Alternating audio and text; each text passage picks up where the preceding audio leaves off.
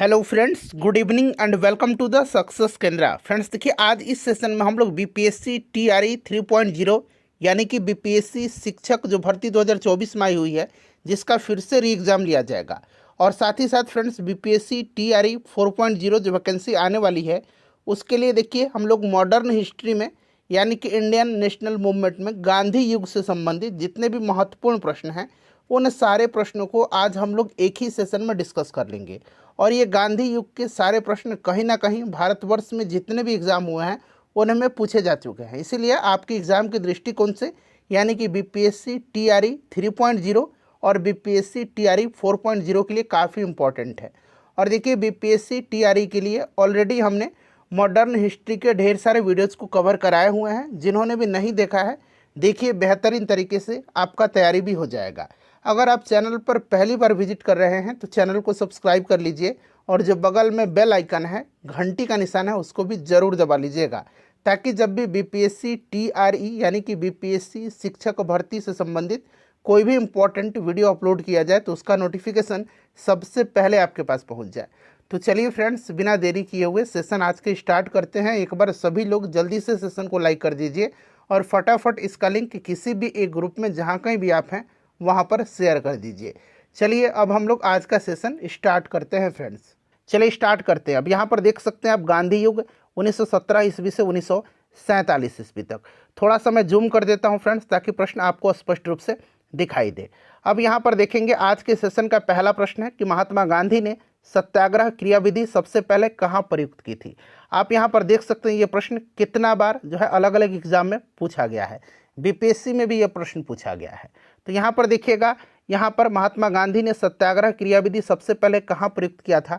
तो फ्रेंड्स ये चंपारण में किया था 1917 ईस्वी में। और देखिए, चंपारण सत्याग्रह से संबंधित लगातार प्रश्न जो है बीपीएससी पूछता है। जैसे कि प्रश्न आजकल पूछा जा रहा है कि किसने चंपारण सत्याग्रह के दौरान बिहार में गांधी जी की जान बचाई थी।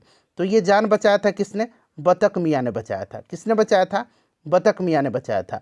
बतक मियाँ जो थे फ्रेंड्स, ये अंग्रेजों के यहाँ रसोइया थे और गांधी जी को अंग्रेजों ने रात्रि भोज पर निमंत्रण किया था। गांधी जी ने भोज को स्वीकार किया था और भोजन में जहर देकर मारने की योजना बनाई गई थी गांधी जी को, जिसको कि विफल किया था बतक मियाँ ने।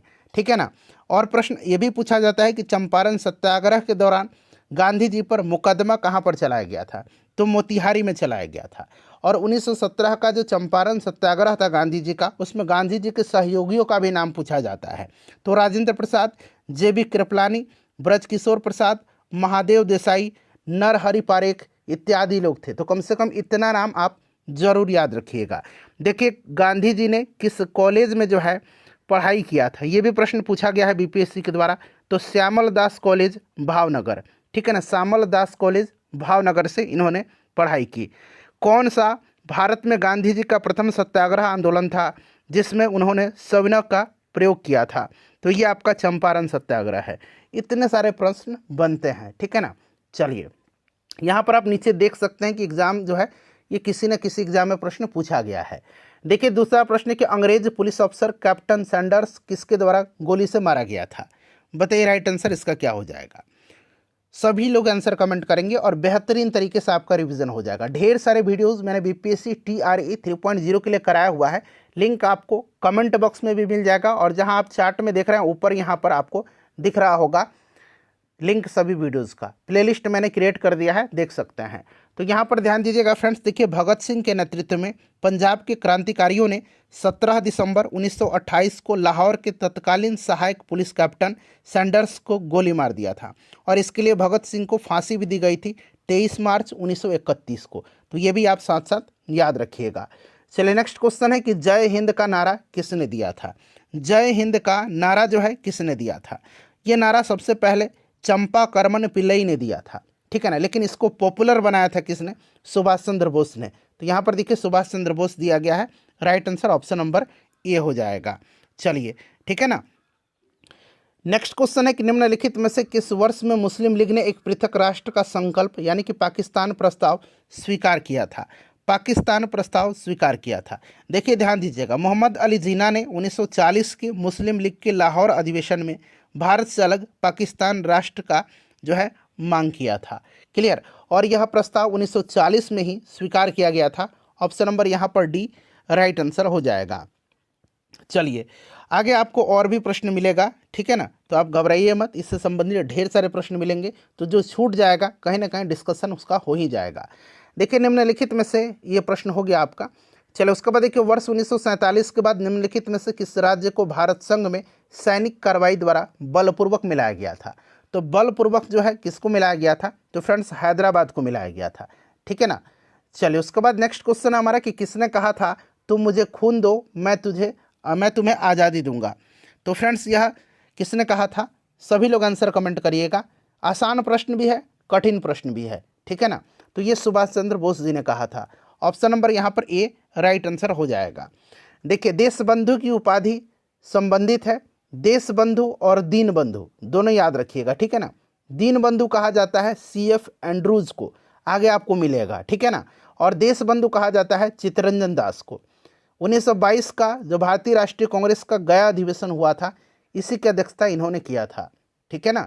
चलिए कांग्रेस का 1929 का अधिवेशन जिसमें पूर्ण स्वराज का लक्ष्य घोषित किया गया था, कहाँ पर हुआ था? 1929 का जो कांग्रेस का अधिवेशन था उसमें पूर्ण स्वराज का लक्ष्य घोषित किया गया था। एक प्रश्न तो ऐसे पूछा जा सकता है। और इसकी अध्यक्षता जो किया था पंडित जवाहरलाल नेहरू ने किया था। और ये हुआ था कहाँ पर? तो फ्रेंड्स ये हुआ था आपका कहाँ पर? तो ये लाहौर में। ऑप्शन नंबर यहाँ पर सी राइट आंसर हो जाएगा, ठीक है ना। चलिए 1931 में कहाँ हुआ था, जरा आप मुझे कमेंट करके बताइएगा। चलो उसके बाद नेक्स्ट क्वेश्चन है कि कांग्रेस ने भारत छोड़ो आंदोलन का प्रस्ताव किस वर्ष पारित किया था? कांग्रेस ने भारत छोड़ो आंदोलन का प्रस्ताव जो है किस वर्ष पारित किया था? अब देखिए वर्धा में 1942 में कांग्रेस ने अंग्रेज भारत छोड़ो का प्रस्ताव पारित किया। 7 अगस्त 1942 को कांग्रेस की बैठक बम्बई के ऐतिहासिक ग्वालियर टैंक में हुई थी और गांधी जी के भारत छोड़ो प्रस्ताव को कांग्रेस कार्य समिति ने 8 अगस्त 1942 को स्वीकार कर लिया और भारत छोड़ो आंदोलन की शुरुआत 9 अगस्त 1942 को हुई। इसी आंदोलन में गांधी जी ने करो या मरो का नारा दिया था, ठीक है ना। तो ये ध्यान रखिएगा, राइट आंसर इसका 1942 हो जाएगा। Option number D correct answer हो जाएगा। देखिए सुभाष चंद्र बोस ने सिंगापुर में दिल्ली चलो का नारा दिया था। कब दिया था इन्होंने दिल्ली चलो का नारा, बताइए? तो देखिए 1943 में यानी कि 1943 में सिंगापुर में सुप्रीम कमांडर के रूप में इन्होंने दिल्ली चलो का नारा दिया था। 1943 यानी कि 1900 यहाँ पर 43 राइट आंसर हो जाएगा। मॉडर्न हिस्ट्री का एक मैराथन सेशन, जितने भी बीपीएससी में प्रश्न पूछे गए हैं 1992 से लेकर के पिछली बार जो बीपीएससी TRE 2.0 हुआ था वहाँ तक 3 घंटे का मॉडर्न हिस्ट्री का मैराथन सेशन है, उसको एक बार जरूर देख लीजिएगा। NCERT का मैं आपको हिस्ट्री और ज्योग्राफी मैराथन सेशन कराया हुआ है, बहुत सारे वीडियोज मैंने कराया हुए हैं, सभी का लिंक डिस्क्रिप्शन में मिलेगा या कमेंट बॉक्स में देख लीजिएगा। देखिए यहाँ पर सुमेलित करना है, सूची 1 दिया गया है, सूची 2 दिया गया है। अब्दुल गफ्फार खान, इनको सीमांत गांधी कहा जाता है, फ्रंटियर गांधी कहा जाता है, और इनको बच्चा खां भी कहा जाता है, इनको बच्चा खां भी कहा जाता है, और इनको बादशाह खान के नाम से भी जाना जाता है। तो ये सब ध्यान रखिएगा। सुभाष चंद्र बोस नेताजी, और यह उपाधि इनको एडोल्फ हिटलर ने दिया था। मोहनदास करमचंद गांधी, महात्मा गांधी और महात्मा रविन्द्रनाथ टैगोर जी ने कहा था, और रविन्द्रनाथ टैगोर गुरुदेव की उपाधि महात्मा गांधी जी ने इनको दिया था। तो ये आप मिला लीजिएगा, इसका आंसर क्या हो जाएगा? तो यहाँ पर देख लीजिए, पहला का 2 हो जाएगा, दूसरा का 3 हो जाएगा, तीसरा का 1 हो जाएगा, और फिर इसका 4 हो जाएगा। 2 3 1 4, 2 3 1 4, जो कि ऑप्शन नंबर बी में आपको दिख रहा है। चलिए अगला प्रश्न हमारे कि असहयोग आंदोलन 1920-22 को क्यों निलंबित किया गया था? चलिए बताइएगा राइट आंसर इसका क्या हो जाएगा। तो देखिए फ्रेंड्स, अगर हम बात करते हैं तो देखिए ये चौरा चौरी की कांड थी। चौरा चौरी की घटना 5 फरवरी 1922 को हुई थी, और इससे गांधी जी दुखी हो गए और इसको निलंबित करने का निर्णय लिया था। और देखिए फ्रेंड्स, 12 फरवरी 1922 को बारदोली में कांग्रेस कार्य समिति की बैठक में असहयोग आंदोलन को वापस लेने की घोषणा की गई, और इसके साथ ही असहयोग आंदोलन समाप्त हो गया। तो यहाँ पर 1922 में जो है इसको स्थगन की घोषणा किया गया था। चलिए उसके बाद नेक्स्ट क्वेश्चन है हमारा कि वर्ष 1919 में जालियांवाला बाग हत्याकांड कहाँ पर हुआ था? जालियांवाला बाग हत्याकांड जो है ये अमृतसर में हुआ था। 13 अप्रैल 1919 को, 13 अप्रैल 1919 को, ये डेट आपको याद रखना है, ठीक है ना। 13 अप्रैल 1919 को जालियांवाला बाग नरसंहार हुआ था, याद रखिएगा फ्रेंड्स। और देखिए अगर हम बात करते हैं तो ध्यान से सुनिएगा। देखिए 19 मार्च 1919 को, 19 मार्च 1919 को रॉलैक्ट एक्ट लागू किया गया। इसके अनुसार किसी भी संदेहास्पद व्यक्ति को बिना मुकदमा चलाए गिरफ्तार किया जा सकता था, परंतु उसके विरुद्ध न कोई अपील, न कोई दलील और न कोई वकील किया जा सकता था। गांधी जी ने इस कानून का विरोध किया और इसके विरुद्ध उन्होंने 6 अप्रैल 1919 को देशव्यापी हड़ताल करवाई थी। रॉलैक्ट सत्याग्रह आपको याद होगा, 6 अप्रैल 1919, ठीक है ना। 13 अप्रैल 1919 को अमृतसर में जालियांवाला बाग हत्याकांड हुआ।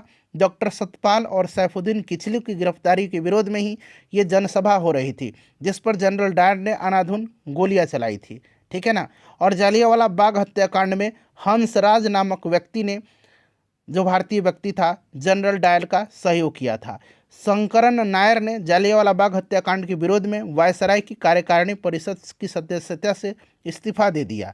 और जालियांवाला बाग हत्याकांड की जांच के लिए सरकार ने 19 अक्टूबर 1919 को लॉर्ड हंटर की अध्यक्षता में एक कमेटी का गठन किया था। इसमें 5 अंग्रेज और 3 भारतीय सदस्य थे। 3 भारतीय सर चमन लाल सीतलवाड़ थे, साहबजादा सुल्तान अहमद और जगत नारायण थे। ये नाम याद रखिएगा। कांग्रेस ने जालियांवाला बाग हत्याकांड की जांच के लिए मदन मोहन मालवीय के नेतृत्व में एक अलग आयोग नियुक्त किया था और इसके अन्य सदस्य मोतीलाल नेहरू और स्वयं गांधी जी भी थे। इन सारे पॉइंट्स को आप फ्रेंड्स ध्यान रखिएगा, ठीक है ना। नमक सत्याग्रह किस ईस्वी में प्रारंभ हुआ था? नमक सत्याग्रह की बात की जा रही है, बताइए इसका राइट आंसर क्या हो जाएगा फ्रेंड्स।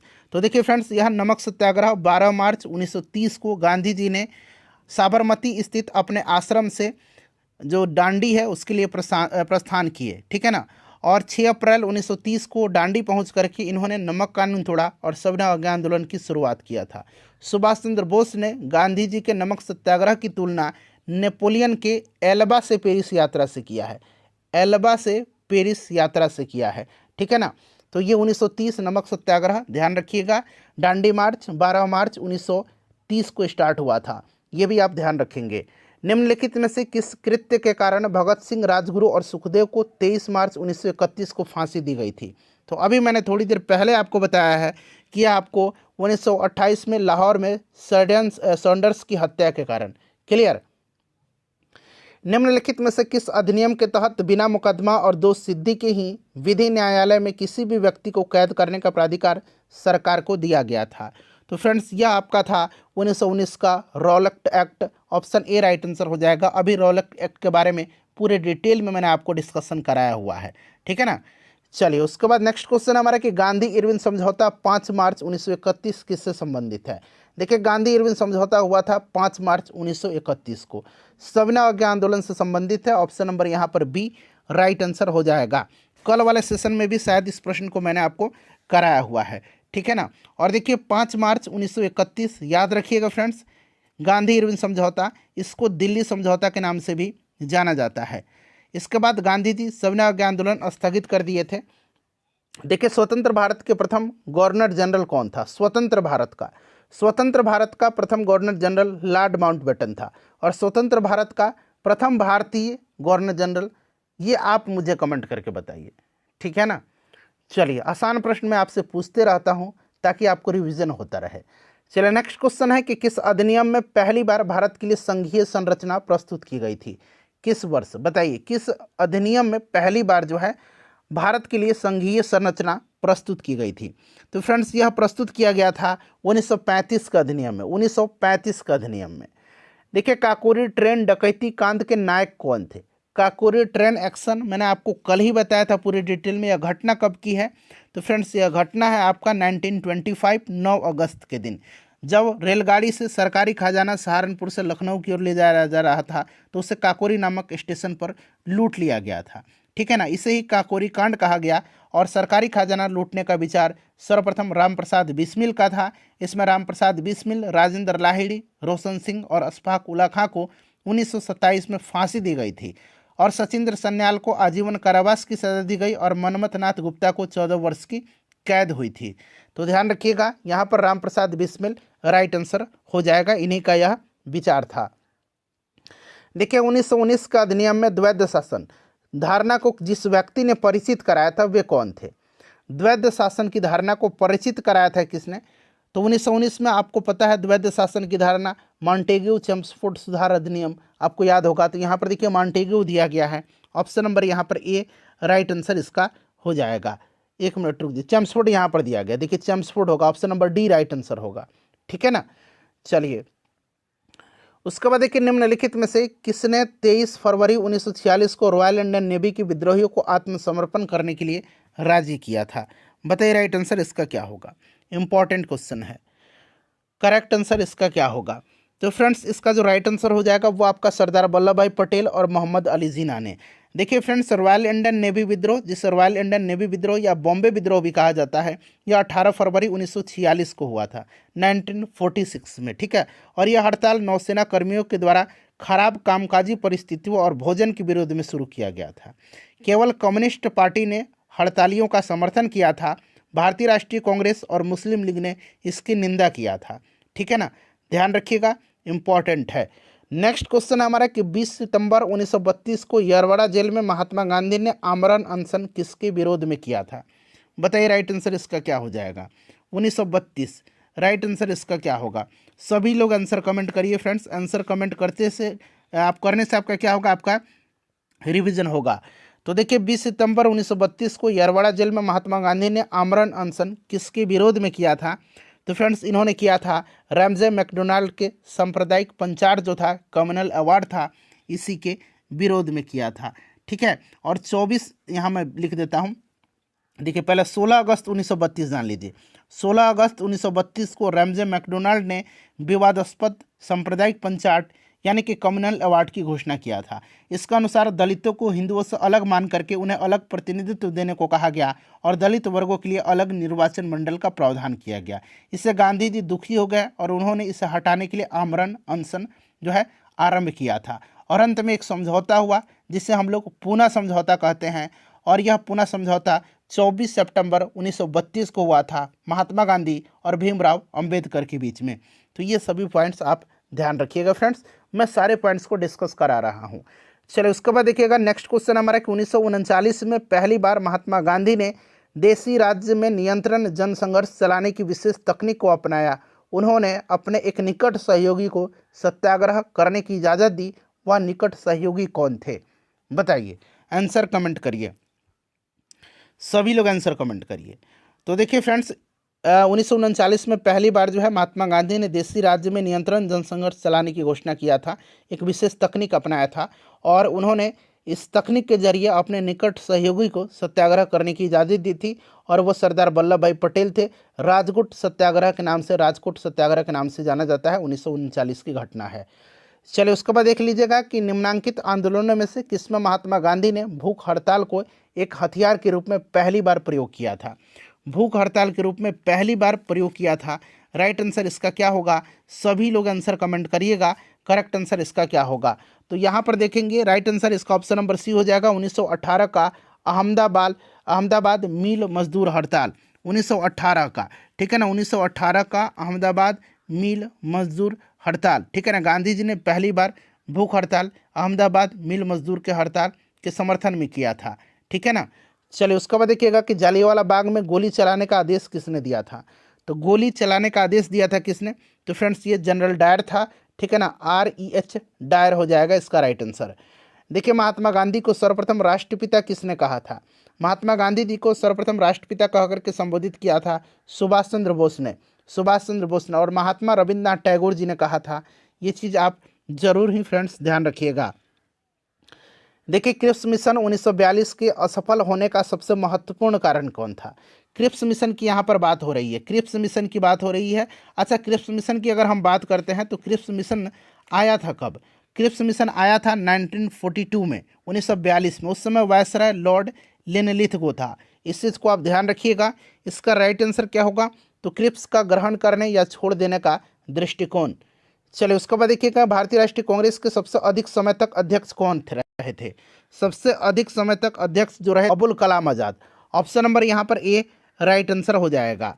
चलिए उसके बाद नेक्स्ट क्वेश्चन है हमारा कि जब 15 अगस्त 1947 को भारत ने अपनी पहली आज़ादी का जश्न मनाया तब महात्मा गांधी कहाँ पर थे?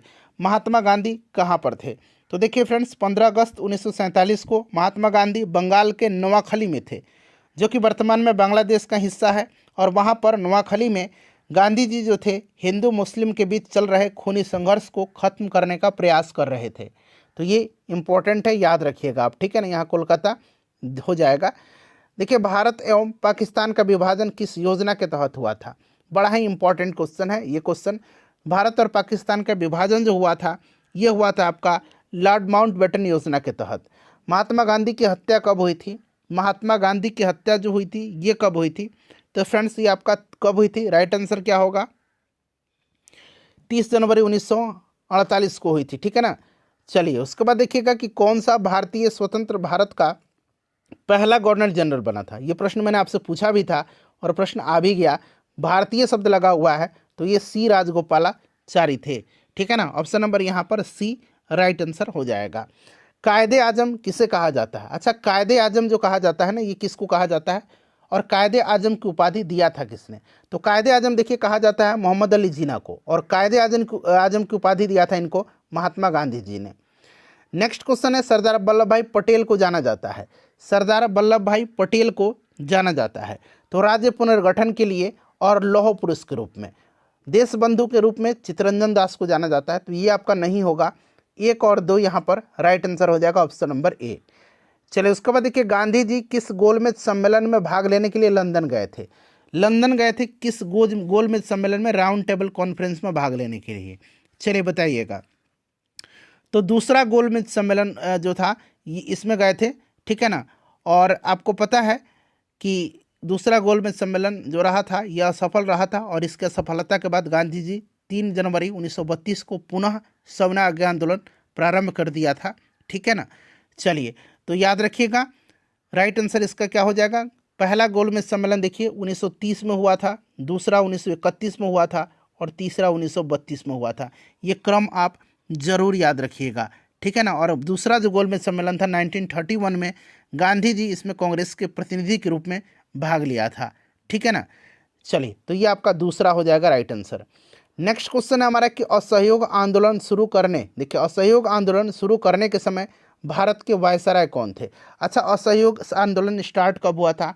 1 अगस्त 1920 को, 1 अगस्त 1920 को, और उस समय लॉर्ड चैम्सफोर्ड जो था वायसराय था, ठीक है ना। शुरू करने के समय वायसराय चैम्सफोर्ड था, और जब ये समाप्त हुआ, वापस लिया गया, उस समय लॉर्ड रीडिंग था, उस समय लॉर्ड रीडिंग था, ये भी ध्यान रखिएगा। भारतीय स्वतंत्रता आंदोलन के दौरान चर्चित पुस्तक इंडिया फॉर इंडियंस के लेखक कौन है? इंडिया फॉर इंडियंस को लिखा किसने है? तो फ्रेंड्स, इसको लिखा है इंडिया फॉर इंडियंस को, बताइए राइट आंसर क्या होगा? तो ये चित्तरंजन दास ने लिखा है इंडिया फॉर इंडियंस को, ठीक है। चलिए, उसके बाद देखिएगा कि पंजाब के भूतपूर्व लेफ्टिनेंट गवर्नर माइकल ओडायर की हत्या किसने किया था? बताइए राइट आंसर क्या हो जाएगा?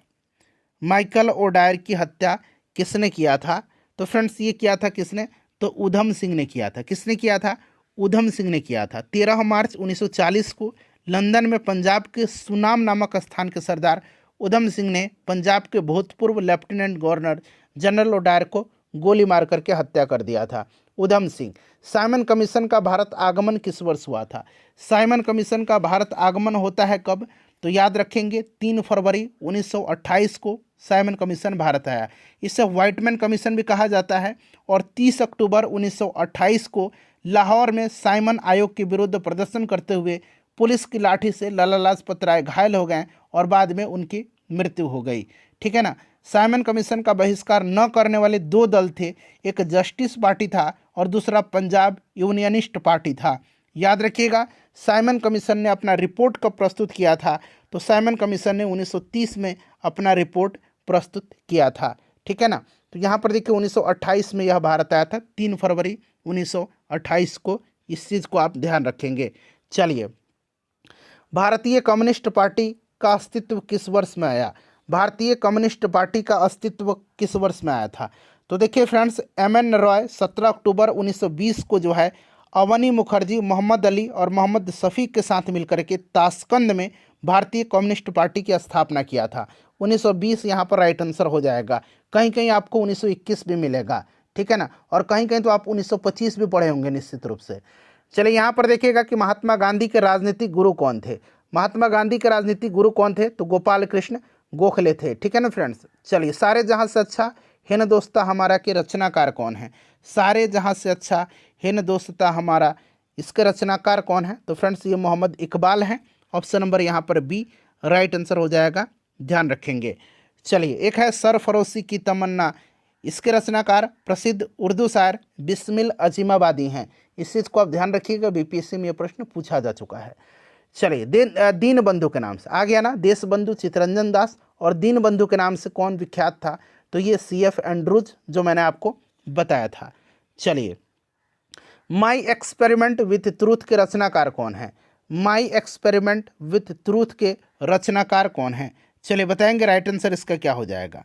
हिंद स्वराज की भी रचना महात्मा गांधी जी ने ही किया है, और माई एक्सपेरिमेंट विथ ट्रूथ की रचना भी महात्मा गांधी जी ने ही किया है। क्रम अनुसार व्यवस्थित करना है, साइमन कमीशन का भारत आगमन, मैंने बताया था अभी आपको 3 फरवरी 1928 को, यहाँ 1928 सिर्फ लिख दीजिए। चलिए असहयोग आंदोलन 1 अगस्त 1920 को स्टार्ट हुआ था, और पूना पैक्ट जो हुआ था ये आपका 24 सितंबर 1932 को हुआ था, पूना पैक्ट, ठीक है। और गांधी इरविन समझौता 5 मार्च 1931 को हुआ था। क्लियर हो गया ना। अब यहाँ पर आप लोग इसको मिला लीजिएगा, मैंने आपको सब कुछ यहाँ पर बता दिया, ठीक है ना, समय के साथ डेट के साथ मैंने आपको यहाँ पर बता दिया है। चलिए आगे बढ़ेंगे।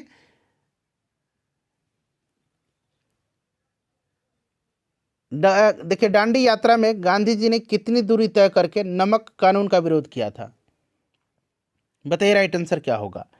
तो इसका आंसर इस बुक में जो दिया गया है वो आपका यहाँ पर दिया गया है कितना, तो ये आपका 385, ठीक है ना, 385 दिया गया है।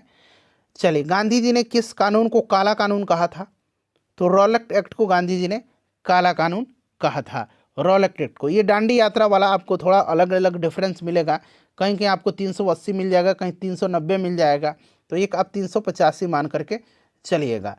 चलिए चंपारण सत्याग्रह के दौरान महात्मा गांधी के साथ कौन शामिल थे, अभी मैंने सहयोगियों का नाम बताया था ना, ठीक है, क्या क्या बताया था, राजेंद्र प्रसाद, JB कृपलानी, ब्रजकिशोर प्रसाद, महादेव देसाई, नरहरि पारेख, ये नाम मैंने आपको बताया था और बोला था कम से कम इतना याद रखिएगा। तो देखिए राजेंद्र प्रसाद, अनुग्रह नारायण सिन्हा का भी नाम आप याद रखिएगा, ठीक है। कौन आज़ाद हिंद फौज यानी कि INA से संबंधित नहीं है, INA से संबंधित इसमें से कौन नहीं है, चलिए बताएंगे सभी लोग, इसका आंसर कमेंट करिएगा। तो यहाँ पर देखिए RC दत्त नहीं है, ठीक है ना, बाकी देखिए गुरुदयाल सिंह ढिल्लो, शाहनवाज खान और जनरल मोहन सिंह जो हैं ये आज़ाद हिंद फौज से संबंधित है, ठीक है ना फ्रेंड्स। आज़ाद हिंद फौज का सफलतापूर्वक स्थापना का श्रेय रास बिहारी बोस को दिया जाता है। वैसे आज़ाद हिंद फौज की स्थापना का विचार सर्वप्रथम कैप्टन मोहन सिंह के मन में आया था, और लेकिन इसकी सफलतापूर्वक स्थापना रास बिहारी बोस ने किया, ठीक है ना। चलिए नेक्स्ट क्वेश्चन है हमारा कि स्वराज पार्टी की स्थापना किस वर्ष हुई थी। स्वराज पार्टी की स्थापना 1923 में हुई थी, और इसके अध्यक्ष कौन बने थे, तो इसके अध्यक्ष बने थे चित्तरंजन दास, और इसके सचिव मोतीलाल नेहरू को बनाया गया था।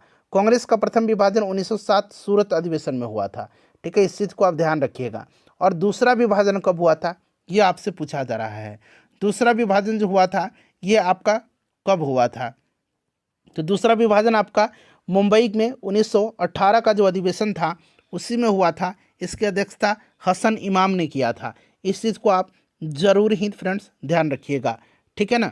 चलिए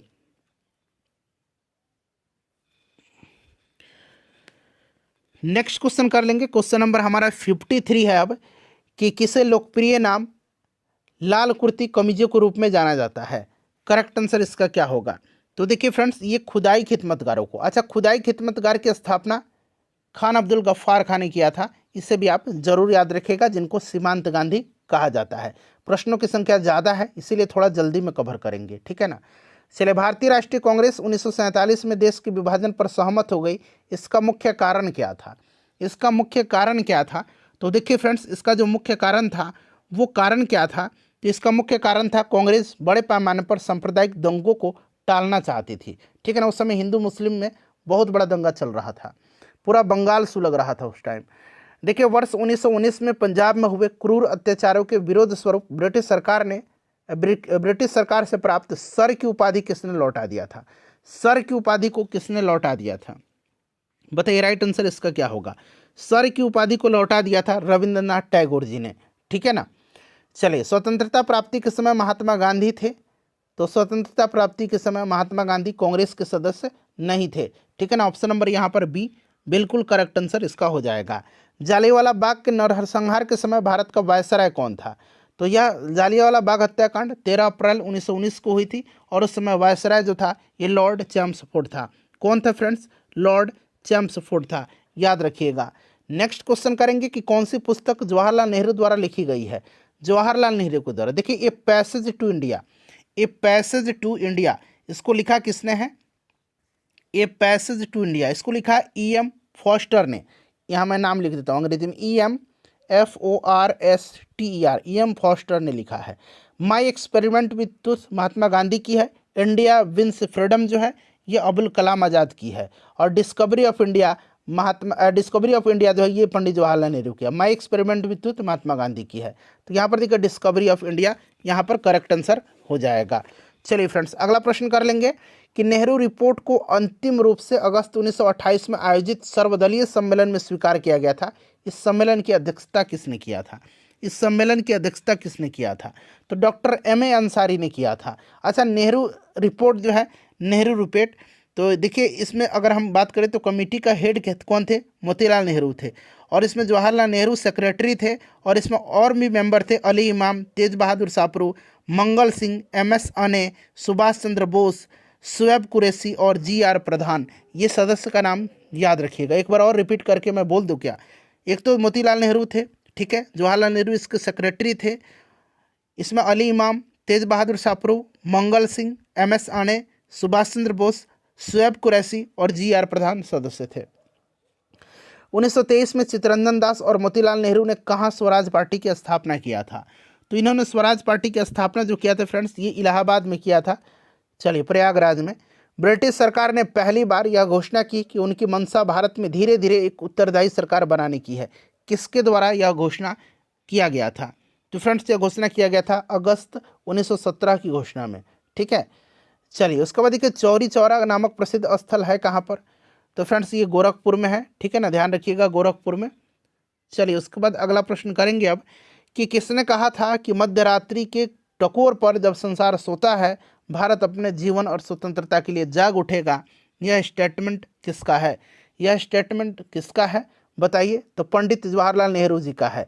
who lives if India dies किसकी उक्ति है यह?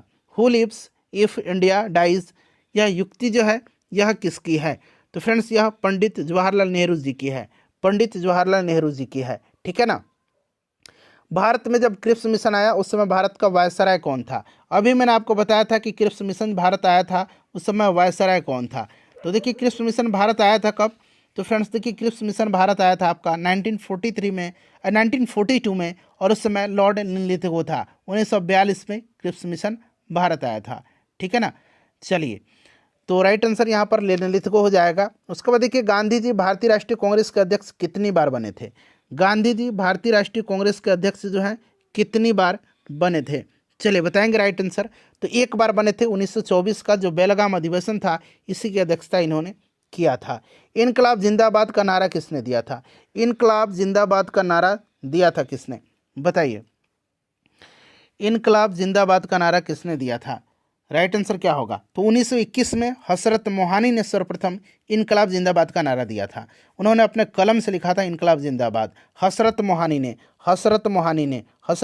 ने, ठीक है ना। अब आपके पास ऑप्शन ई भी उपलब्ध है, इसलिए सोच समझ करके आंसर कमेंट करिएगा। और देखिए फ्रेंड्स, इसको पॉपुलर बनाया था भगत सिंह ने, ठीक है। तो इसमें तो भगत सिंह दिया गया है, लेकिन इसका आंसर जो होगा हसरत मोहानी, ध्यान रखिएगा। चलिए, उसके बाद देखिएगा कि निम्नलिखित में से कौन भारत छोड़ो आंदोलन में शामिल नहीं था? भारत छोड़ो आंदोलन में शामिल कौन सा इसमें से नहीं था? चलिए बताइएगा।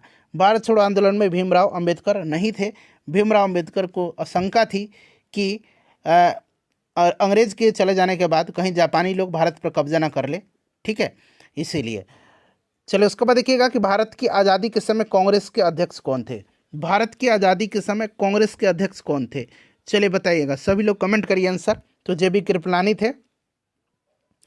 भारत और पाकिस्तान के बीच सीमांकन किसने किया था? राइट आंसर क्या होगा? तो फ्रेंड्स सर सिरिल रेडक्लिफ ने किया था। रेडक्लिफ रेखा जो है, रेडक्लिफ लाइन जो है, ये भारत और पाकिस्तान के मध्य है।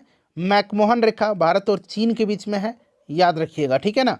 चलिए उसके बाद देखिएगा कि महात्मा गांधी ने हिंद स्वराज की रचना की थी जब वे कहाँ थे?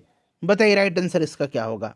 तो हिंद स्वराज महात्मा गांधी जी की है। पहले तो इस चीज़ को आप ध्यान रखिएगा। और जहाज से इंग्लैंड से दक्षिण अफ्रीका की यात्रा कर रहे थे। इंडियन लिबरल फेडरेशन की स्थापना किसने किया था?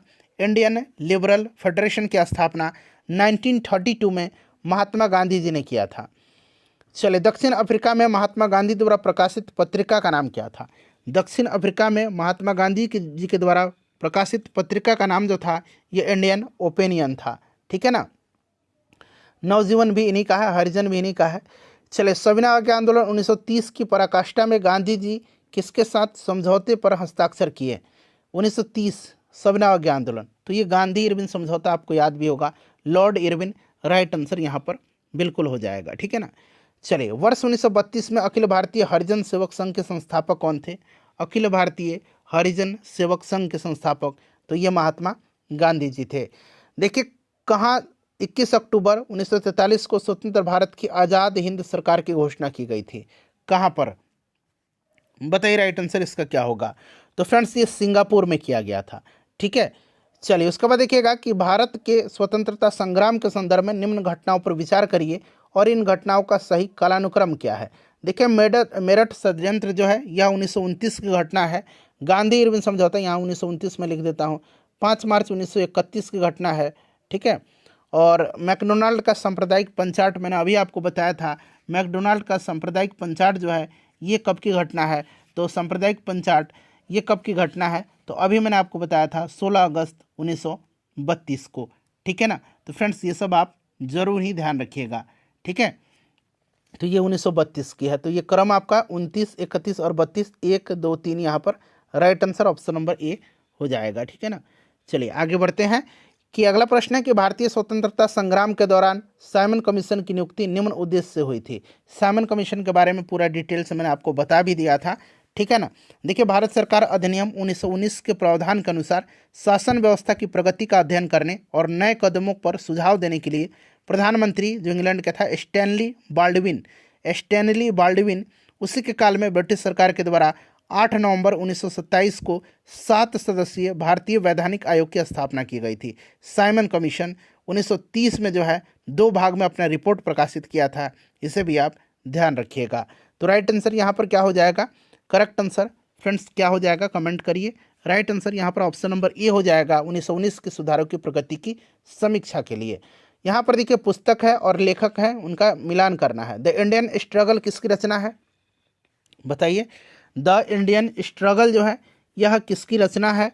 तो इंडियन स्ट्रगल जो है ये सुभाष चंद्र बोस की है।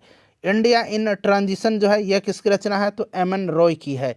वेकअप इंडिया किसकी रचना है? तो वेकअप इंडिया जो है यह आपका एनी बेसेंट की है। और transfer of power in India जो है यह वी.पी. मेनन की है। बिल्कुल ऑप्शन डी यहाँ पर राइट आंसर हो जाएगा। ये बुक याद रखिएगा, बड़ा ही महत्वपूर्ण है। चलिए अगला प्रश्न है हमारा कि भारत छोड़ो आंदोलन के समय इंग्लैंड का प्रधानमंत्री कौन था?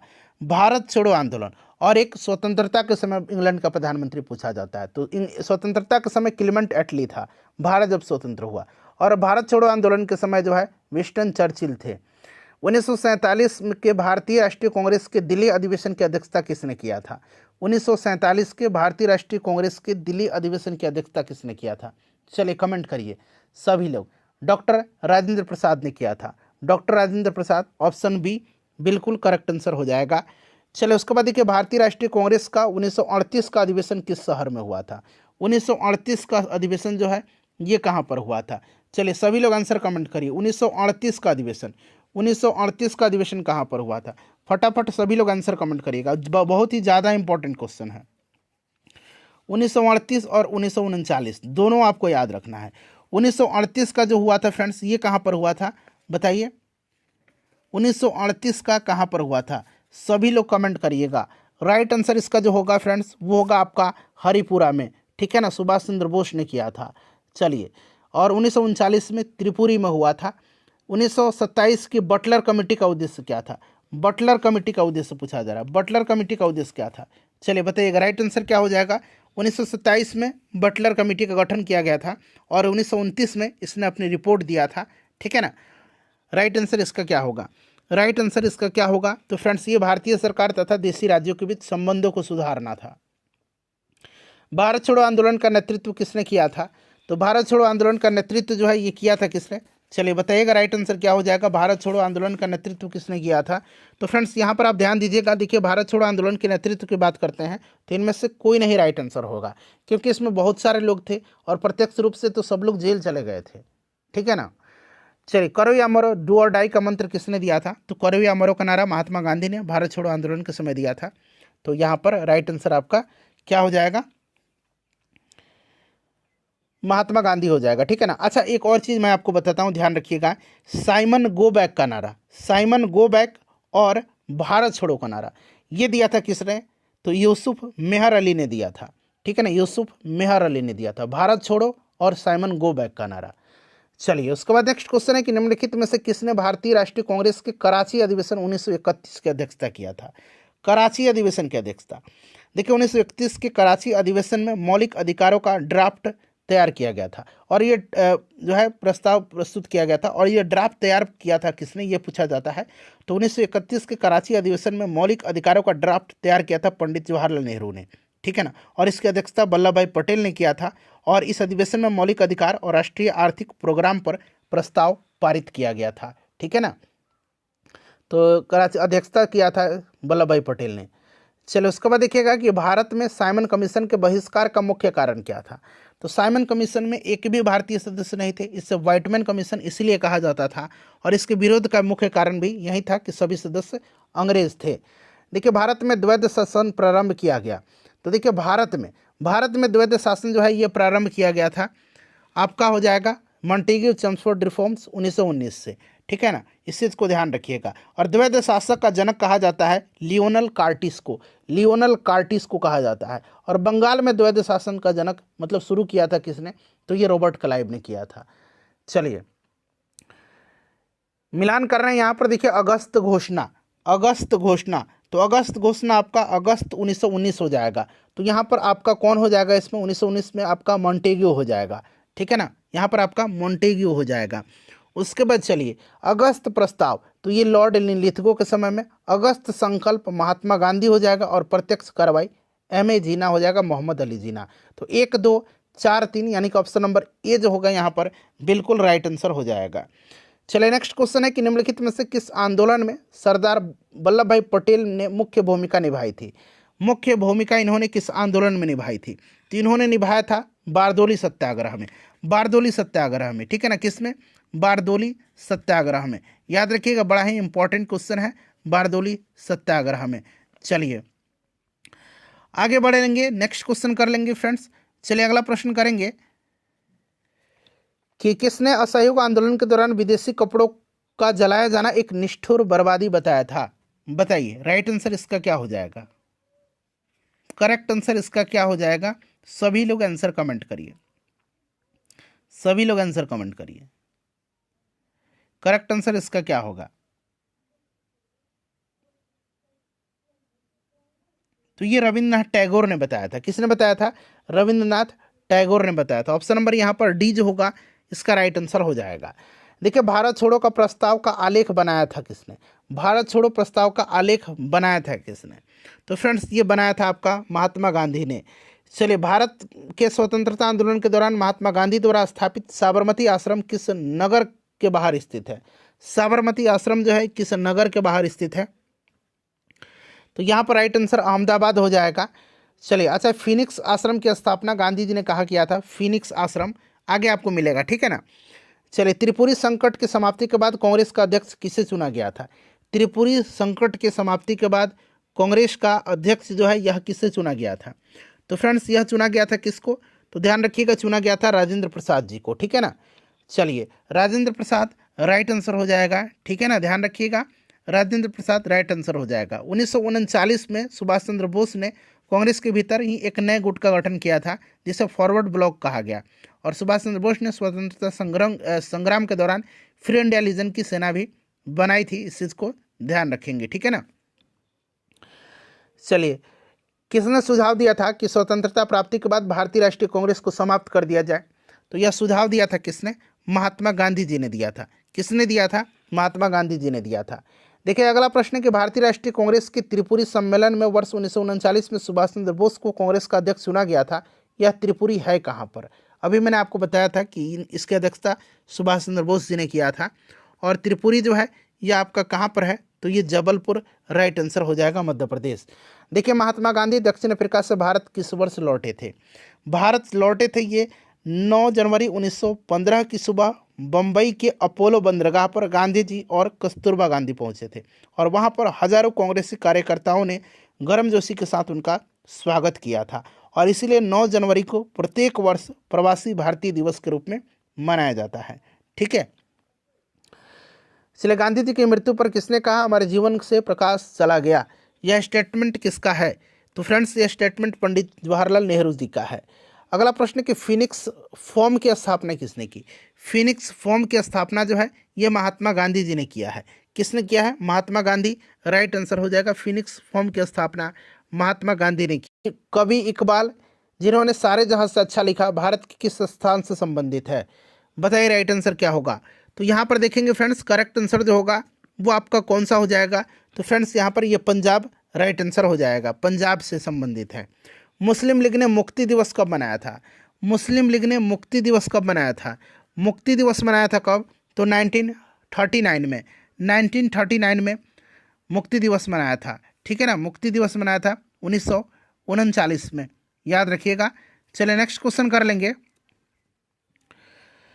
अगला प्रश्न है हमारा कि 1937 के चुनाव में कांग्रेस द्वारा बहुमत प्राप्त प्रांतों की संख्या कितनी थी? बहुमत प्राप्त प्रांत की संख्या चलिए बताइए। और मुस्लिम लीग ने जो है मुक्ति दिवस 1939 में मनाया था और 1933 में कैम्ब्रिज विश्वविद्यालय के छात्र चौधरी रहमत अली के द्वारा पाकिस्तान शब्द का जन्म हुआ था। इस चीज़ को ध्यान रखिएगा। 1935 के भारत सरकार अधिनियम के आधार पर 1937 में प्रांतीय विधानमंडलों का चुनाव हुआ था और इसमें कांग्रेस ने 5 प्रांत मद्रास, बिहार, मध्य प्रांत, बरार और संयुक्त प्रांत और उड़ीसा में, ठीक है ना। देखिए, एक मद्रास हो गया, दूसरा बिहार, तीसरा मध्य प्रांत और बरार हो गया, चौथा संयुक्त प्रांत हो गया और 5वां उड़ीसा हो गया। तो 5 प्रांत में बहुमत मिला था, जबकि बम्बई में बहुमत से थोड़ा सा कम सीट प्राप्त हुआ था। तो 5 राइट आंसर होगा, कहीं कहीं 6 भी मिलेगा आपको। भारतीय मुसलमानों के पृथक राज्य के लिए पाकिस्तान शब्द का प्रयोग सबसे पहले किसने किया? तो मैंने बताया था चौधरी रहमत अली ने किया था, ठीक है ना। देखिए, भारतीय राष्ट्रीय कांग्रेस का वर्ष 1929 में लाहौर अधिवेशन, जिसमें अंग्रेजों से पूर्ण स्वतंत्रता पाने का संकल्प अंगीकृत किया गया था, इसकी अध्यक्षता किसने किया था? तो यह अध्यक्षता पंडित जवाहरलाल नेहरू जी ने किया था। 1946 में बनी अंतरिम सरकार में राजेंद्र प्रसाद के पास कौन सा विभाग था? तो अंतरिम सरकार में राजेंद्र प्रसाद खाद्य एवं कृषि मंत्री थे। ऑप्शन नंबर यहाँ पर सी राइट आंसर हो जाएगा, ठीक है। चलिए, उसके बाद देखिए, वर्ष 1939 में कांग्रेस को छोड़ने के पश्चात सुभाष चंद्र बोस ने किस दल की स्थापना किया था?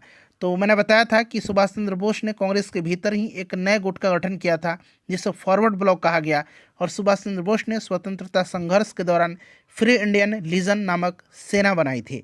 बताइए राइट आंसर कमेंट करिए। तो यहाँ पर देखिएगा फॉरवर्ड ब्लॉक करेक्ट आंसर हो जाएगा। देखिए, उसके बाद देखिएगा कि वर्ष 1946 में गठित अंतरिम कैबिनेट की अध्यक्षता किसने किया था? अंतरिम कैबिनेट की अध्यक्षता किसने किया था? तो अंतरिम कैबिनेट की अध्यक्षता जो है यह किया था जवाहरलाल नेहरू जी ने। किसने प्रसिद्ध चिटगांव शस्त्रागार धावे को आयोजित किया था? बताइए राइट आंसर क्या होगा। यह घटना है आपकी अप्रैल 1930 को। भारत के महान क्रांतिकारी सूर्य सेन के नेतृत्व में सशस्त्र भारतीय स्वतंत्रता सेनानियों के द्वारा चटगांव, जो कि अब बांग्लादेश में पड़ता है, वहां पर पुलिस और सहायक बलों के शस्त्रागार पर छापा मार करके उसे लूटने का प्रयास किया गया और इसे चटगांव शस्त्रागार छापा या चटगांव विद्रोह के नाम से जाना जाता है। सूर्य सेन यहाँ पर राइट आंसर हो जाएगा। चलिए, उसके बाद नेक्स्ट क्वेश्चन है हमारा कि हंटर आयोग की नियुक्ति की गई थी। हंटर आयोग की नियुक्ति मैंने अभी थोड़ी देर पहले ही आपको बताया था कि जालियांवाला बाग हत्याकांड की जांच के लिए सरकार ने 19 अक्टूबर 1919 ईस्वी को लॉर्ड हंटर की अध्यक्षता में एक कमेटी का गठन किया जिसको कि हंटर कमेटी कहा गया, ठीक है ना। चलिए नेक्स्ट क्वेश्चन कर लेंगे कि भारत के विभाजन का बाल्कन प्लान उपज था। बाल्कन प्लान, तो ये लॉर्ड माउंटबेटन का उपज था। लॉर्ड माउंटबेटन ने बाल्कन योजना प्रस्तावित किया था, जिसमें पंजाब और बंगाल के विभाजन का सुझाव दिया गया, और साथ ही साथ बाल्कन योजना में प्रांतों और उप प्रांतों को आत्मनिर्णय का अधिकार प्रदान किया गया। तो ये चीज़ आप ध्यान रखिएगा, लॉर्ड माउंटबेटन के मस्तिष्क का उपज था बाल्कन प्लान। अगला प्रश्न हमारा, किस भारतीय राष्ट्रवादी नेता ने जर्मनी और ब्रिटेन के बीच युद्ध को ऐसे ईश्वर प्रदत्त अवसर के रूप में देखा जिसमें भारतीयों को उस स्थिति का अपने हित में लाभ उठाने का मौका मिला? राइट आंसर कमेंट करिए। करेक्ट आंसर फ्रेंड्स क्या होगा? तो यहाँ पर देखिएगा, इसका करेक्ट आंसर होगा आपका सुभाष चंद्र बोस। ठीक है ना, चलिए सुभाष चंद्र बोस राइट आंसर होगा। किसने कहा था कि मेरी पीठ पर किया जाने वाला प्रहार ब्रिटिश साम्राज्य के ताबूत में एक कील सिद्ध होगी? तो जब साइमन कमीशन का जो बहिष्कार का विरोध कर रहे, मतलब बहिष्कार कर रहे थे, उसका विरोध कर रहे थे लाला लाजपत राय, तो उस समय इन्होंने कहा था, लाला लाजपत राय। चलिए निम्नलिखित में से देखिए किसके कारण सार्वजनिक रोष की लहर उभरी जिसके फलस्वरूप जलियांवाला बाग में ब्रिटिश द्वारा जनसंहार की घटना हुई थी? तो ये रॉलेट एक्ट था आपका। ठीक है ना, चलिए नेक्स्ट क्वेश्चन कर लेंगे, तो ये आपका रॉलेट एक्ट हो जाएगा। देखिए, पुस्तक the story of the integration of the Indian states किसने लिखी है? बड़ा ही इंपॉर्टेंट क्वेश्चन है, बताइए राइट आंसर क्या होगा? The story of the integration of the Indian states, right answer इसका क्या होगा? इसको लिखा है बीपी मेनन ने। याद रखिएगा, 1932 के पूना समझौता के साथ किसका सीधा संबंध था? पूना समझौता के साथ। पूना समझौता के बारे में मैंने अभी आपको बताया भी था थोड़ी देर पहले कि पूना समझौता हुआ था कब। तो पूना पैक्ट जो हुआ था ये 24 सितंबर 1932 को हुआ था, महात्मा गांधी जी और भीमराव अंबेडकर के बीच में। और यहाँ पर पूछा गया है कि 1932 के पूना समझौता के साथ किसका सीधा संबंध था? तो सीधा संबंध था फ्रेंड्स आपका भारतीय दलित वर्ग का। देखिए, भारतीय स्वतंत्रता संघर्ष के दौरान निम्नलिखित में से किसने फ्री इंडियन लीजन नामक सेना बनाई थी? मैंने आपको बता दिया था, सुभाष चंद्र बोस।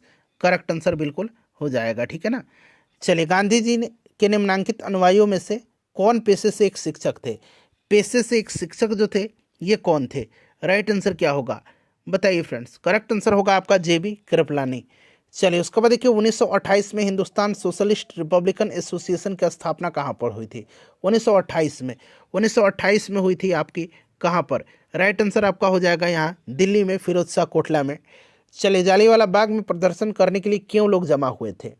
बताइए राइट आंसर कमेंट करिएगा। तो सत्यपाल किचलू जो यहाँ पर थे ना, किचलू और सत्यपाल के बंदी बनाए जाने के विरोध में प्रदर्शन करने के लिए, option number B right answer यहाँ पर हो जाएगा। ठीक है ना, डॉक्टर सत्यपाल और सैफुद्दीन किचलू की गिरफ्तारी में। 1942 के आंदोलन में डॉक्टर राजेंद्र प्रसाद को किस जेल में कैद करके रखा गया है? वीवीआई क्वेश्चन है यह। ठीक है ना, बताइएगा। तो डॉक्टर राजेंद्र प्रसाद को भारत छोड़ो आंदोलन के दौरान बांकीपुर जेल में रखा गया था, और जयप्रकाश नारायण को हजारीबाग जेल में, हजारीबाग जेल में जयप्रकाश नारायण को रखा गया था। जयप्रकाश नारायण को हजारीबाग जेल में। चलिए, जयप्रकाश नारायण किस पार्टी से जुड़े हुए थे? जयप्रकाश नारायण किस पार्टी से जुड़े हुए थे? तो ये सोशलिस्ट पार्टी से जुड़े हुए थे। चलिए, सूची 1 और सूची 2 के साथ मिलान करना है। बारदोली कहाँ पर? तो बारदोली जो होगा फ्रेंड्स ये कहाँ पर है बता दीजिए? गुजरात। चौरी चौरा उत्तर प्रदेश। ठीक है, यरवड़ा, यरवड़ा कहाँ पर होगा? महाराष्ट्र। और नोआखाली पश्चिम बंगाल, जो कि अब आपका बंगाल का हिस्सा है। तो राइट आंसर आपका यहाँ पर 2, 4, 1, 3 करेक्ट आंसर हो जाएगा।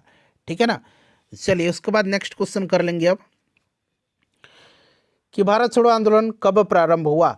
भारत छोड़ो आंदोलन प्रारंभ कब हुआ? चलिए इसका आंसर आप मुझे कमेंट करके बताइए, आप लोग कमेंट करके बताइएगा इसका। ठीक है ना, और ये जितना प्रश्न है ना उसमें आप लोग अपना स्कोर भी कमेंट जरूर करिएगा, कितने प्रश्नों का आंसर आपने सही सही दिया है।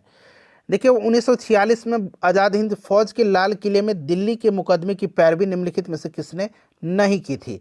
नहीं पूछा गया है, बताइए। तो देखिए, इसमें जो अगर हम बात करते हैं तो कांग्रेस की डिफेंस टीम ने सर तेज बहादुर सप्रू के नेतृत्व में जो है आपके भोलाभाई देसाई भी थे, उसके बाद कैलाश नाथ काटजू भी थे, अरुणा असफ अली भी थी, पंडित जवाहरलाल नेहरू भी थे। ठीक है ना, तो यहाँ पर देखिएगा सरदार वल्लभ भाई पटेल यहाँ पर राइट आंसर हो जाएगा। ठीक है ना, चलिए नेक्स्ट क्वेश्चन करेंगे कि वह व्यक्ति जिसने 4 अप्रैल 1919 को दिल्ली की जामा मस्जिद के प्रवचन मंच से हिंदू मुस्लिम एकता पर भाषण दिया था, वे कौन थे? तो वे कौन थे फ्रेंड्स? वे थे आपके स्वामी स्वामी श्रद्धानंद, ठीक है ना। नेक्स्ट क्वेश्चन करिएगा कि ब्रिटिश सरकार ने महात्मा गांधी जी को जो उपाधि दी थी जिसे उन्होंने असहयोग आंदोलन में वापस कर दिया था, कैसरे हिंद की उपाधि। ऑप्शन नंबर यहाँ पर बी राइट आंसर हो जाएगा। देखिए, निम्नलिखित में से किस पार्टी ने भारत छोड़ो आंदोलन का समर्थन नहीं किया था? भारत छोड़ो आंदोलन का समर्थन किस पार्टी ने नहीं किया था? तो देखिए, भारत छोड़ो आंदोलन का समर्थन जो है ना, किस पार्टी ने नहीं किया था? तो देखिए, मुस्लिम लीग, भारतीय कम्युनिस्ट पार्टी, हिंदू महासभा, इन्होंने इस आंदोलन का समर्थन नहीं किया था, ठीक है ना। तो इनमें से सभी राइट आंसर हो जाएगा। यूनियनिस्ट पार्टी ऑफ पंजाब, मैंने बताया था ना, यूनियनिस्ट पार्टी ऑफ पंजाब, ये भी नहीं किया था। निम्नलिखित को कालक्रम अनुसार व्यवस्थित कीजिए और सही उत्तर का चयन करिए। तो असहयोग आंदोलन आपको पता है कब? 1920, ठीक है। सविनय आज्ञा आंदोलन 1930, भारत छोड़ो आंदोलन 1942, और ये आपका खिलाफत आंदोलन 1919 मान लीजिए इसको, ठीक है ना। तो एक यहाँ पर 3 से स्टार्ट हो रहा है, ठीक है ना। तो देखिए इसका राइट आंसर क्या होगा फ्रेंड्स? देखिए इसका राइट आंसर यहाँ पर आपका 3, फिर 1, फिर 2 और 4, जो कि ऑप्शन नंबर बी में है, ऑप्शन नंबर सी में दिख रहा है, सी में। 1928 में लाहौर में लाला लाजपत राय के नेतृत्व में साइमन कमीशन का विरोध आयोजित किया गया था। बताइए। दूसरा है कि साइमन कमीशन में एक भी भारतीय सदस्य नहीं थे, इसलिए विरोध हो रहा था। बिल्कुल ये करेक्ट दिया गया है, ठीक है। तो इस तरह से देखा जाए तो फ्रेंड्स ए और आर दोनों सही है, और आर जो है ए का सही स्पष्टीकरण भी कर रहा है। चलिए अगला प्रश्न है कि व्यक्तिगत सत्याग्रह में विनोबा भावे को प्रथम सत्याग्रही चुना गया था। दूसरा सत्याग्रही कौन थे? अच्छा, ये व्यक्तिगत सत्याग्रह के बारे में बात करते हैं तो गांधी जी ने 17 अक्टूबर 17 अक्टूबर 1940 को पवनार में व्यक्तिगत सत्याग्रह आंदोलन शुरू किया, और इस आंदोलन के प्रथम सत्याग्रही विनोबा भावे थे। दूसरे सत्याग्रही पंडित जवाहरलाल नेहरू थे, और तीसरे सत्याग्रही ब्रह्मदत्त थे। आजकल तीसरा सत्याग्रही बीपीएससी पूछ रहा है, तो आप ब्रह्मदत्त का नाम जरूर याद रखिएगा। देखिए, निम्न आंदोलनों में से किस एक के साथ अरुणा असफ अली का संबंध भूमिगत कार्यकलापों के महिला संगठनकर्ता के रूप में था? राइट आंसर यहाँ पर आपका भारत छोड़ो आंदोलन हो जाएगा। उसके बाद देखिए, निम्नलिखित में से कौन सा कथन पूना पैक्ट 1932 के संदर्भ में सही नहीं है? सही नहीं है, बताइए राइट आंसर क्या होगा? तो यहाँ पर देखिएगा, सरकारी नौकरियों में दलितों को समुचित प्रतिनिधित्व, ये सही नहीं है। बाकी यहाँ पर देख लीजिएगा, ये सब आपका सही दिया गया है, ठीक है ना, ये वाला गलत है। देखिए, भारतीय स्वतंत्रता संग्राम के संदर्भ में कांग्रेस का हरिपुरा अधिवेशन 1938 एक मील का पत्थर था। क्यों? इसका राइट आंसर क्या होगा? इसकी अध्यक्षता सुभाष चंद्र बोस ने किया था। राइट आंसर इसका क्या होगा? तो देखिए, इसमें योजना आयोग की अवधारणा को प्रस्तुत किया गया था। ऑप्शन नंबर यहाँ पर सी आंसर इसका हो जाएगा। उसके बाद देखिएगा कि महात्मा गांधी ने हिंद स्वराज में रेलवे की आलोचना की, क्योंकि रेलवे क्या है बताइए? तो ये प्लेग जीवाणु का वाहक है, ठीक है ना। चलिए उसके बाद देखिएगा, एक मिनट रुकिए, एक तो यहाँ पर आंसर हो गया प्लेग जीवाणु का वाहक, स्कूट में से आंसर चुनना है, ठीक है, स्कूट में से आपको आंसर चुनना है। चलिए उसके बाद देखिएगा, दूसरा और तीसरा भी इसका राइट आंसर होगा, पहला, दूसरा और तीसरा, ठीक है। चलिए उसके बाद नेक्स्ट क्वेश्चन है हमारा कि निम्नलिखित उद्घोषणा पर विचार करिए और उद्घोषणा करने वाले व्यक्ति को नीचे दिए गए कोड का प्रयोग करके पहचानिए। बताइए राइट आंसर इसका क्या हो जाएगा? 136 का करेक्ट आंसर क्या हो जाएगा? तो यहाँ पर आप देखेंगे तो ये रविंद्रनाथ टैगोर होगा। समय आ गया है कि जब सम्मान चिन्ह हमारी शर्म को अपमान के सामने असंगत संदर्भ में चमका रहे हैं, और मैं अपनी ओर से सभी विशिष्ट उपाधियों से वंचित होकर अपने उन देशवासियों के साथ खड़ा होना चाहता हूं जो अपनी तथाकथित नगण्यता के लिए वह अधोगति झेलने के दायी हैं जो मनुष्य के उपयुक्त नहीं है। रविंद्रनाथ टैगोर यहाँ पर करेक्ट आंसर हो जाएगा। रॉलेट एक्ट पारित किया गया, बताइए रॉलेट एक्ट पारित किया गया राष्ट्रवादी और क्रांतिकारी क्रियाकलापों में कमी लाने के लिए। रॉलेट एक्ट को पारित किया गया था कब? तो रॉलेट एक्ट जो है 19 मार्च 1919 को लागू किया गया था, ठीक है। चलिए उसके बाद देखिएगा कि सरदार वल्लभ भाई पटेल के नेतृत्व में शुरू किए गए बारदोली सत्याग्रह की मुख्य मांग निम्नलिखित में से कौन सी थी? बताइए राइट आंसर क्या होगा? इसका करेक्ट आंसर क्या होगा? तो देखिए इसकी जो मुख्य मांग थी वो थी आपकी नई बढ़ी हुई लगान दर की वापसी की मांग थी, ठीक है। चलिए उसके बाद देखिए असहयोग आंदोलन के विषय में निम्नलिखित कथनों पर विचार करिए और यहाँ से सही आंसर आपको चुन करके बताना है। चलिए पढ़िए सभी आंसर बताइए। तो यह आंदोलन इससे पहले हुए किसी भी अन्य राजनीतिक आंदोलनों की अपेक्षा काफी बड़ी प्रबलता का था। बिल्कुल सही है। और यह आंदोलन हिंदू मुस्लिम एकता को प्रोत्साहित करने में सहायक हुआ था। तो पहला और दूसरा यहाँ पर बिल्कुल राइट आंसर यहाँ पर हो जाएगा। ठीक है ना फ्रेंड्स। चलिए नेक्स्ट क्वेश्चन कर लेंगे कि महात्मा गांधी के सत्याग्रह के संदर्भ में सत्याग्रह के दर्शन के विषय में निम्नलिखित में से कौन सा कथन सही है, बताइए। आंसर चुन करके बताना है नीचे से कूट में से। सही आंसर इसका क्या होगा फ्रेंड्स? तो यहाँ पर देखिएगा इसका जो राइट आंसर होगा वो आपका हो जाएगा ऑप्शन नंबर डी, 1 और 2। 1 और 2 यहाँ पर करेक्ट आंसर हो जाएगा। ठीक है ना। चलिए उसके बाद देखिएगा कि भारत के लिए एक डोमिनियन स्टेट्स कॉन्स्टिट्यूशन के प्रारूपण यानी कि drafting of A dominion status constitution का प्रथम प्रयास किसकी प्रतिक्रिया में किया गया था? तो ये किया गया था मॉन्टेग्यू चेम्सफोर्ड सुधार। उसके बाद देखिए निम्नलिखित में से कौन सा गोलमेज सम्मेलन यानी कि राउंड टेबल कॉन्फ्रेंस 1932 ईस्वी में हुआ था? 1930, 1931 और 1932। ये क्रम से याद रखिएगा। तीसरा हुआ था, पहला 1930, दूसरा 1931, तीसरा 1932। ठीक है ना। चलिए गांधी जी के दांडी समुद्र तट पर नमक कानून का उल्लंघन किया था कब? तो 6 मार्च 1930 को दांडी पहुंच करके नमक बना करके इन्होंने नमक कानून को तोड़ा और इसके साथ ही सवर्ण आज्ञा आंदोलन स्टार्ट हो गया था। ठीक है ना। 6 अप्रैल 1930 को। इंडिया डिवाइडेड पुस्तक के लेखक कौन है? इस पुस्तक को लिखा है डॉक्टर राजेंद्र प्रसाद ने।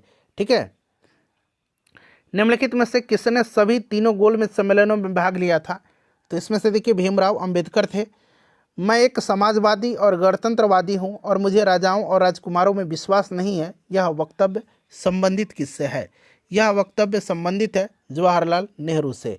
गांधी जी दक्षिण अफ्रीका में कितने वर्ष रहे थे? 1893 में 1893 में गए थे। ठीक है। और 1915 में ही आए थे। तो राइट आंसर इसका क्या हो जाएगा बताइए। करेक्ट आंसर फ्रेंड्स इसका हो जाएगा 21 वर्ष रहे थे। चलिए उसके बाद नेक्स्ट क्वेश्चन है हमारा कि भारतीय राष्ट्रीय कांग्रेस के 1924 के अधिवेशन से महात्मा गांधी द्वारा एकमात्र बार अध्यक्षता किया गया। अधिवेशन कहाँ हुआ था?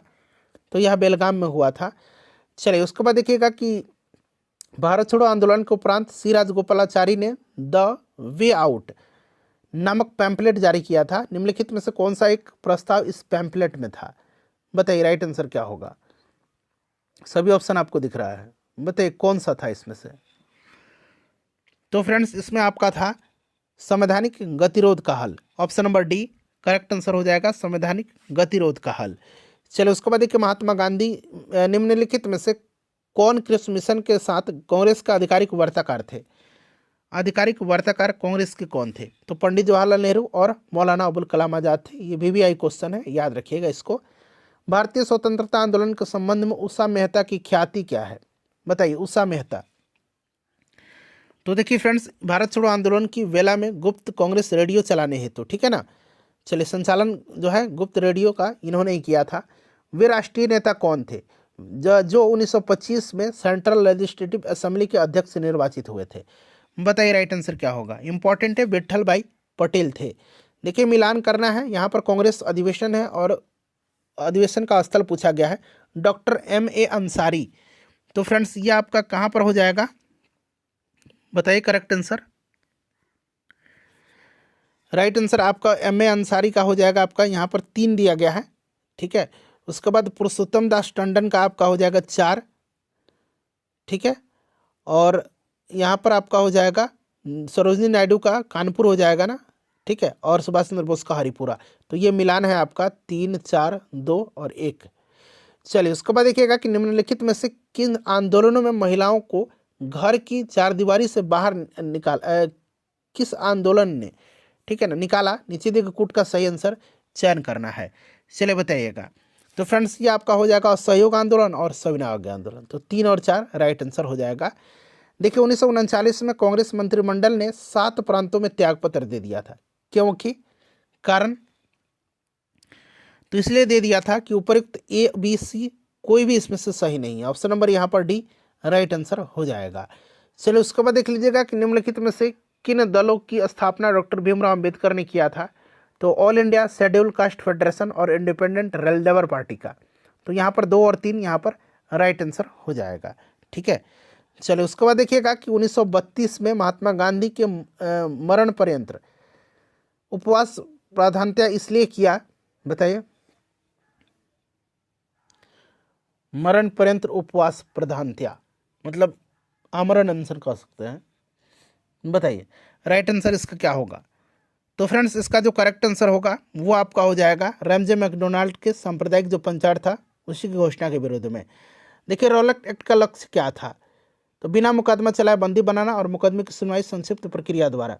राइट आंसर इसका क्या होगा बताइए, तो ऑप्शन नंबर बी मैंने बता दिया।